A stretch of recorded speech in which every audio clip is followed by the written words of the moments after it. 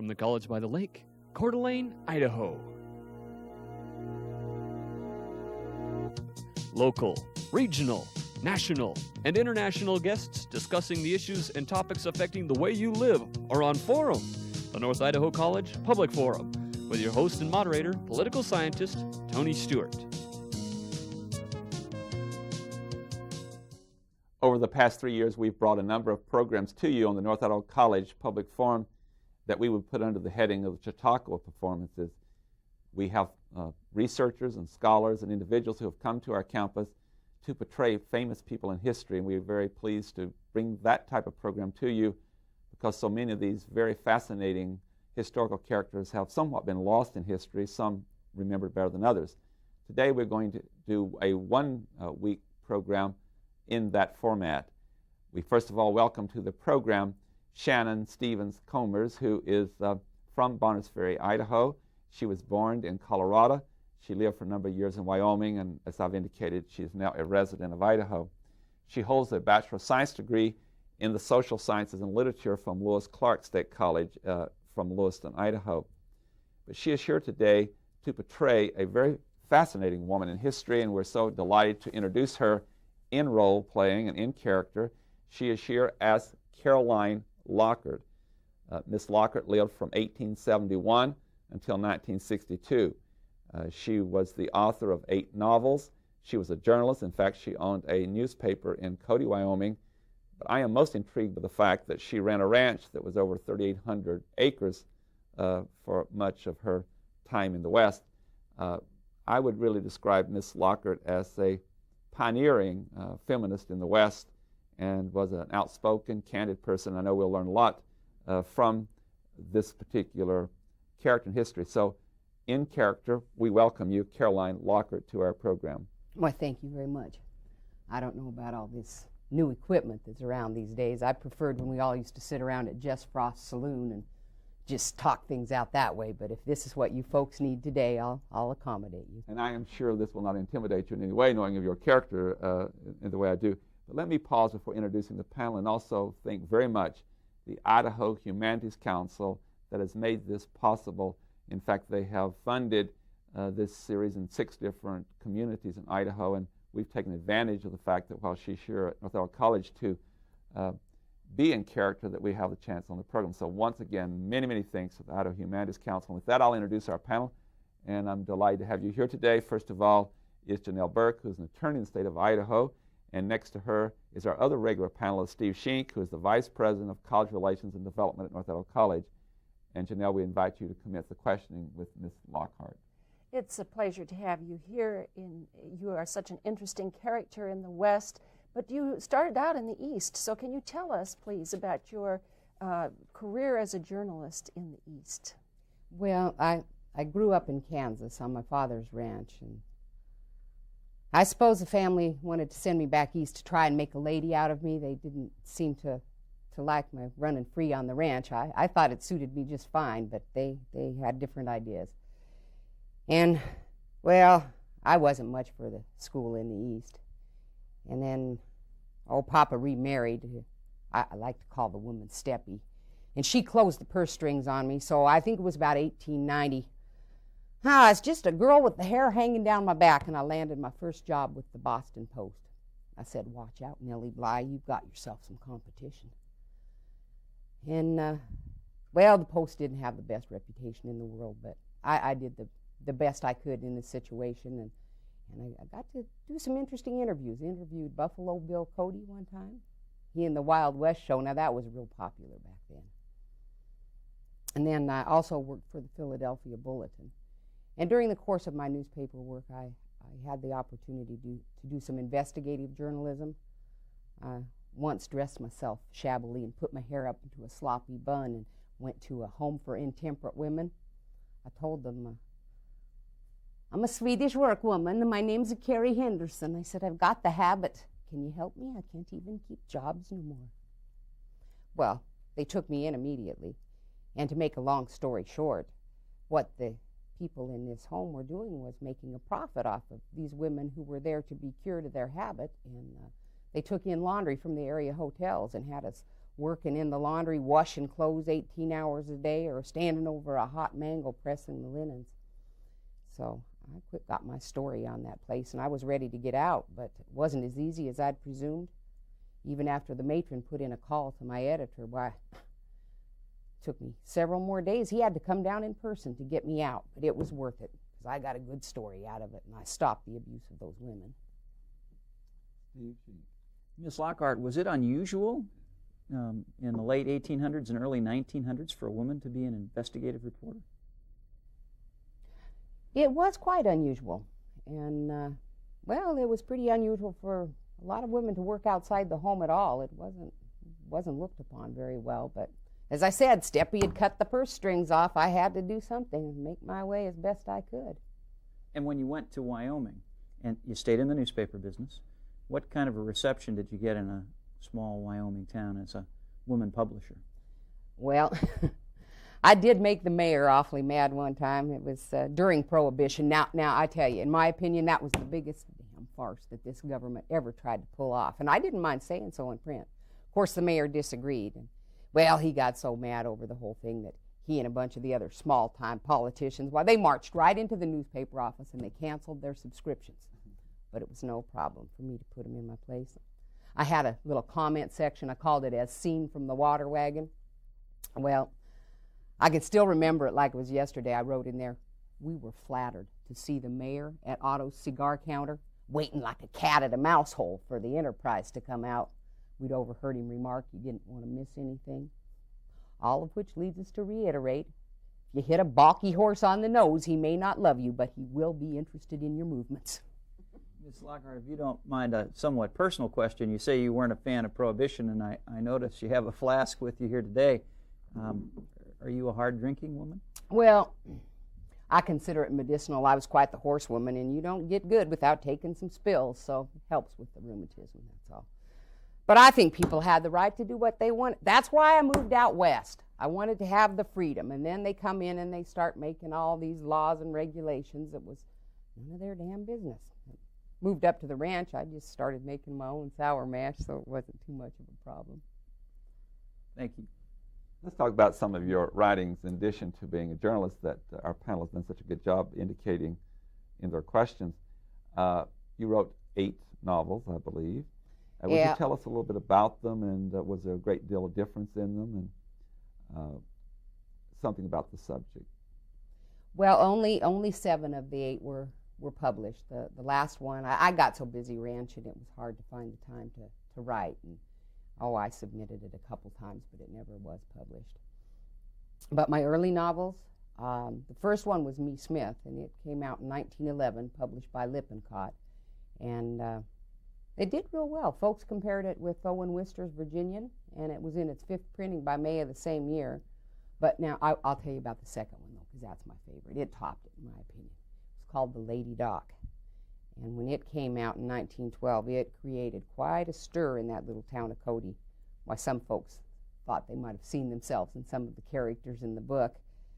It was banned from the public library and subject to a small public book burning. But, well, I suppose it's been long enough I can admit it now. I did, when the opportunity presented itself, put my enemies in my stories to make them pay for what I'd suffered because of them. And there were days I had a darn good time doing it, too. Let's see, let me tell you about some. The Fighting Shepherdess. Now, that was another one I enjoyed writing, because I'd heard about a lady named Lucy Morrison Moore. Called her the Sheep Queen of Wyoming.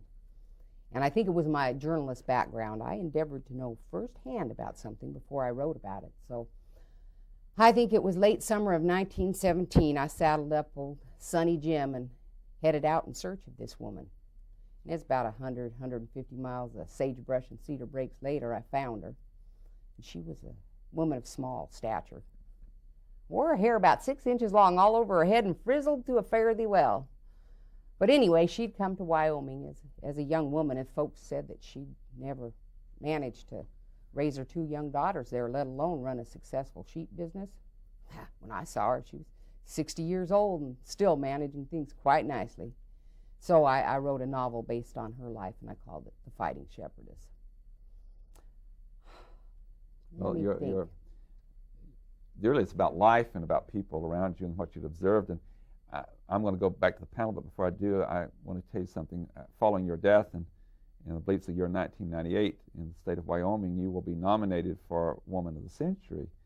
How would you react to that? Which would be a remarkable honor. I also had a footnote that Wyoming is known as the equality state, and certainly one of the reasons for that is that Wyoming pioneered the right for women to vote in this country. So I'd just like to get your reaction to this honor that's been given you by being nominated. Well, I've never been known to mince words, so I'd say it's about damn time that folks remembered me again. I did a lot for that state, kept things stirred up, and kept life interesting. So you'd very gladly accept this if awarded to you? Oh, why, of course, very gladly. Janelle. You like to compare yourself to some writers of the day.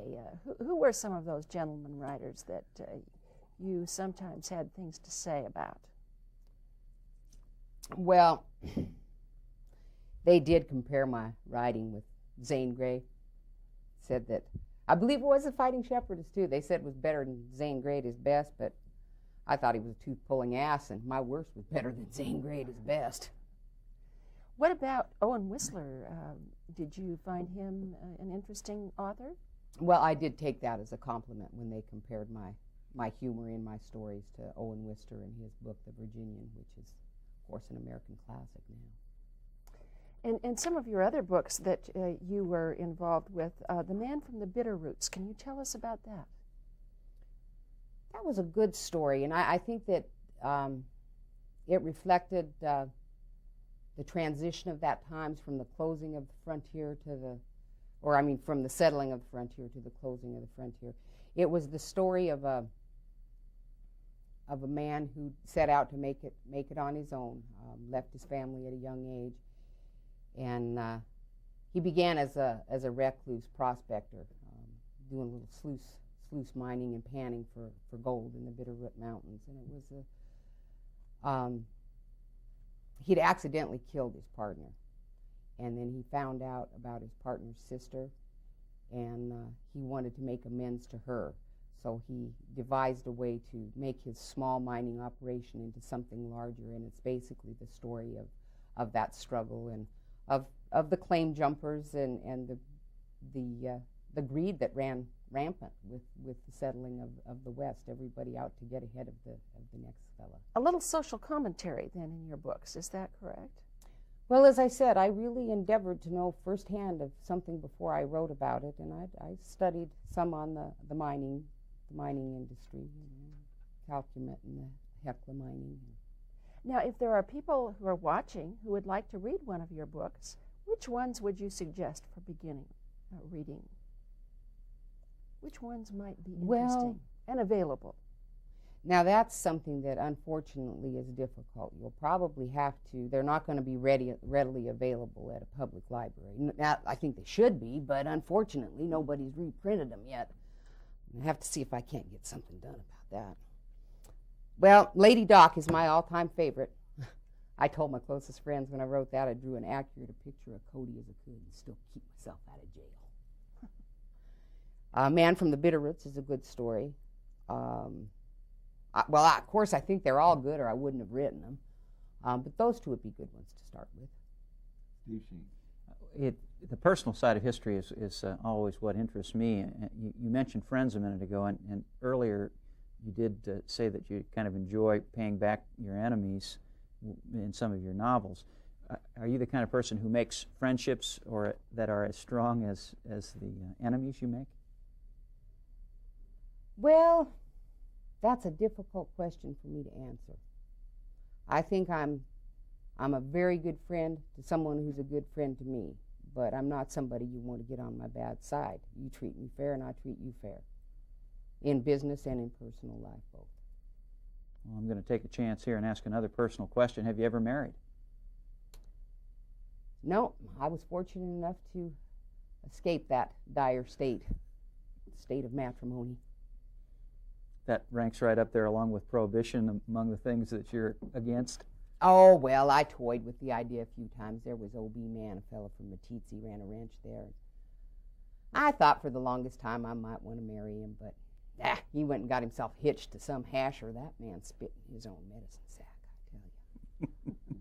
Tell me a little bit about your decision to leave journalism and get into the ranching business. Oh, a couple of things. I think that the whole lot of it just got tiresome. You know, I always was a restless woman, and it had been a dream of mine for a long time to own a ranch. And I think I just had all the fun that I could have with the Park County Enterprise, or Cody Enterprise is what they call it now. And I had the opportunity, and I'd saved some money, and I bought in up at the Dry Head. That's where my ranch was. Dry Head country. Now let me tell you something about that. That's a place where a fresh wagon track in the main traveled road is an event. But I liked it up there. It was remote. But as I said, I ended up owning a full 6 sections of land. It was my little principality. And if Tony will let me have one more quick question, was it a sheep ranch you wrote about?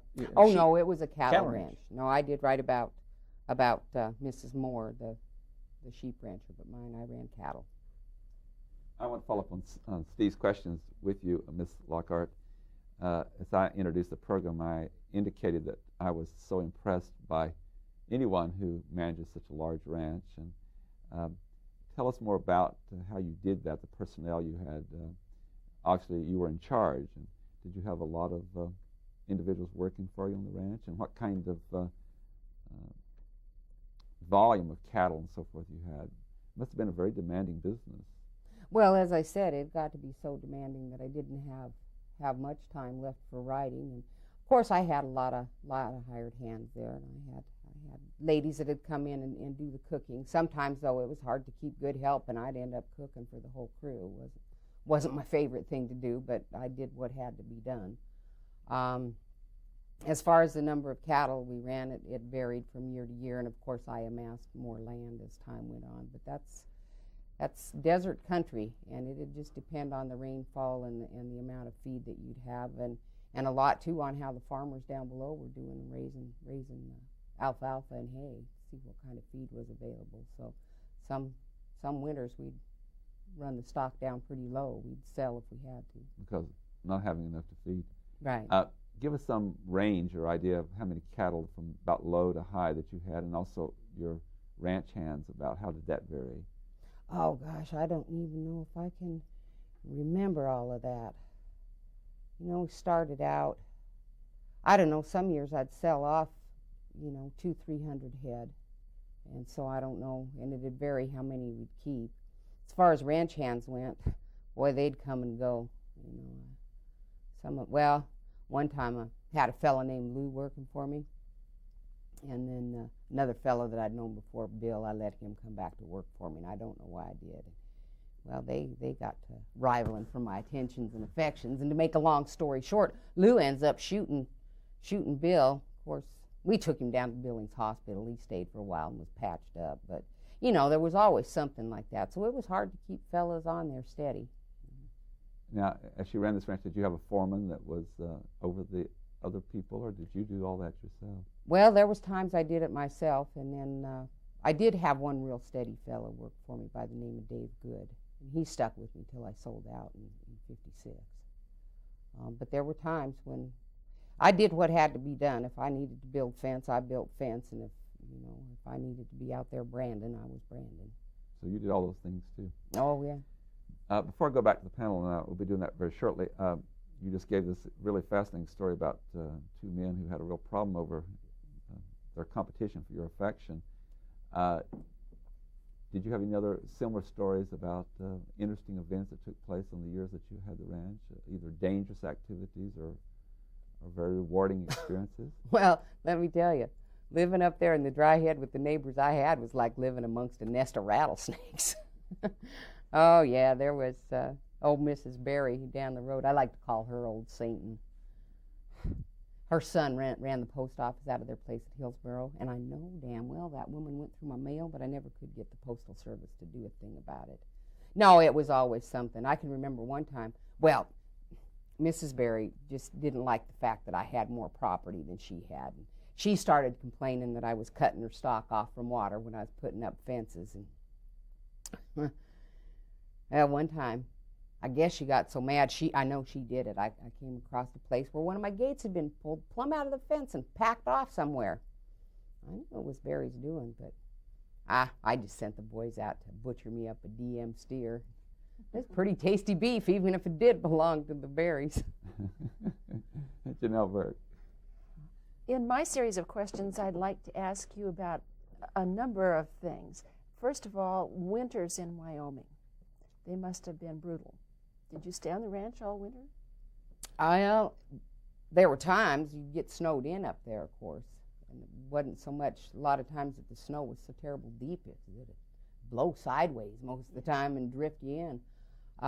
So I was up there a lot in the winter, but I did always keep my little house in Cody, and I would go down and stay there part of the time too. But it was always a risk trying to figure out how many cattle to keep on the ranch, and if you were going to get snowed in and you didn't have enough hay, you could lose them in a hurry, and you'd lose your livelihood, lose your income for that year. Pets. Did you like animals? Oh, I loved horses, of course. I learned to ride at a real early age, and then my brother George, he had a pet coyote when we were a kid, and later on in life I'd find an animal or two here or there. I had Whiffy, my skunk. I did have him descented though, and then Wampus Kitty. Wampus Kitty was my bobcat. Hated to see her go. I was pretty attached to her. What about telephones? Telephones came during your lifetime. I take it to your ranch as well? Well, electricity and phone was a long time coming to the Dryhead country.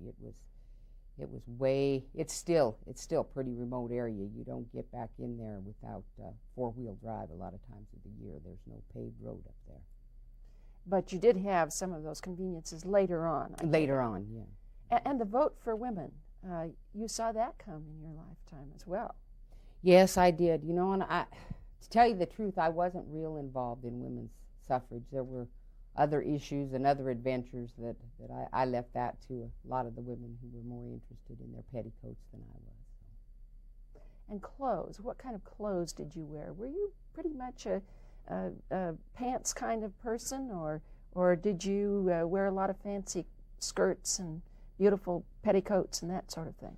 Well, I usually wore what I thought was appropriate for the occasion. If I was out working and riding, I certainly wasn't going to, get my petticoats tangled up in barbed wire and sagebrush. But if I was going to town, and I didn't mind sometime when I went to Denver. I did work for the Denver Post for a while, and I'd still go down there on occasion and buy some of the latest fashions and maybe even go have my portrait taken.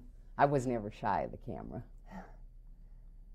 Steve Sheen. Miss Lockhart, my math is not my best thing, but by my calculations, you were still running a ranch when you were 84, 85 years old, and lived to be 90 or 91. What do you attribute your vitality to? Well, I always considered my age to be my own business as far as getting too particular there, but I think what I really contribute my vitality to was that, for the most part, I did as I damn well pleased. I didn't worry too much about what other folks were thinking a lot of the time. I lived a good life. I had a lot of adventures. Well, and at least so far you don't strike me as a person who bottled a lot of things up inside. You pretty well said what you thought? For the most part I did, and sometimes it got me in trouble too. Well, and that was going to be my next question. Can you recall some other examples in the newspaper business where your opinion on the front page or in the editorial got you into a little bit of controversy? Well, I remember one time I was accused of biased journalism, but I still remember I wrote very clearly where the paper stood on that, and some folks didn't like that either. I said, "We care not whether an individual be Jap or Russian, Jew or Gentile, Methodist, Mormon, or Holy Roller. About the only person against whom we have a deep-seated prejudice is one who can look through a keyhole with both eyes at the same time." I thought it summed it up. And I've got to ask you one other quick question before I turn this back to Tony. My career has paralleled yours a little bit. I grew up in the Midwest and published a newspaper in Wyoming, too, not far from the Cody Enterprise. One of the things I took away from Wyoming, though, was the old saying that you should never own anything that eats while you sleep. Apparently, you didn't take that advice to heart.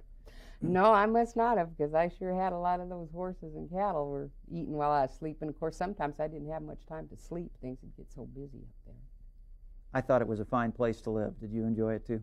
Oh, I think Wyoming is one of the most beautiful states in the Union, although Idaho's very pretty too, I must admit. We're not long on time left on the program, but I'd like for you to tell us, if you would, one more story about some individual that in your writings, both in your novels and your papers, that you had great respect for them and wrote about them in a very kind way. Someone I had great respect for. I don't know. That's few and far between some days. A lot easier for you to think about those that you did not like, isn't it? Well, yeah, they sort of stick in my memory. But I had a great respect for Buffalo Bill Cody. I really did. He did a lot to try to keep the Old West alive, and I think it's a shame that things got as civilized as they did. And let's see, who else? I was lifelong friends with Chief Plentycoo and his family, and I had a great deal of respect for that man. He was a Crow Indian. I had respect for the Indian culture in general. You learned a lot from their love of nature, and I can take it from all your history that you really love the outdoors and you loved being in concert with nature. Oh, yes, I could never. Well, as I said, I'd go back east. I can remember after one trip out west, I was sitting atop my trunk, bored to tears, waiting for the arrival of the scheduled train that'd take me back to civilization and away from the wretched boredom. We're just about out of time. If you do that in about 10 seconds. Well, anyway, I waited for 3 days before the train showed up, and then I went back east, and once I'd written my stories, I had to come out west and make it my home. On that note, thank you so much. On behalf of our panel, we'd like to thank Caroline Lockhart in the role, and also Ms. Summers for being with us. It was such a treat to have you here and to hear this wonderful story about the life of a fascinating person. We always enjoy it when someone's brought back to life in history, as you have done here. And we thank you. And again, we want to thank the Idaho Humanities Council for this grant. It's been very, very beneficial to us.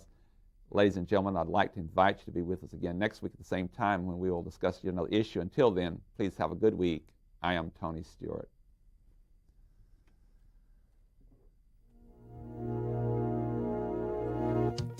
The North Idaho College Public Forum was videotaped live from the studios of Instructional Technology on the campus of North Idaho College for viewing at this more appropriate time.